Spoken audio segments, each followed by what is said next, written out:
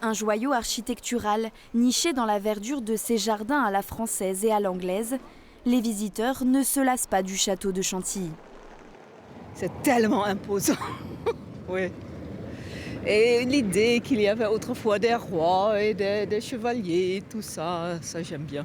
C'est juste magnifique, c'est difficile de dire autre chose. Ouais, c'est vraiment un endroit époustouflant qui a l'air d'être super bien entretenu aussi. Ça fait plaisir à voir.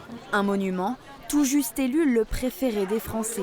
Ce titre vient récompenser tout un travail de préservation du patrimoine culturel local.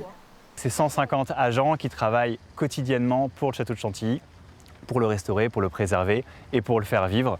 Et donc ce prix est aussi pour eux et grâce à eux. Et c'est vraiment, c'est vraiment super. Construit à l'époque médiévale, le château a traversé les périodes de l'histoire. Si son architecture séduit, ce qu'il renferme attire tout autant. Un patrimoine riche qui abrite la seconde collection de peintures anciennes après le Louvre, l'un des attraits principaux du lieu.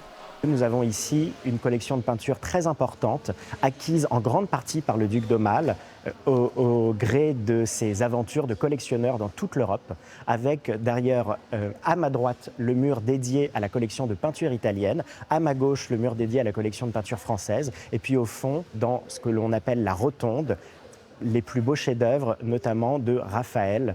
La volonté du dernier propriétaire, le duc d'Aumale, était justement d'ouvrir grand les portes du château pour exposer ses collections.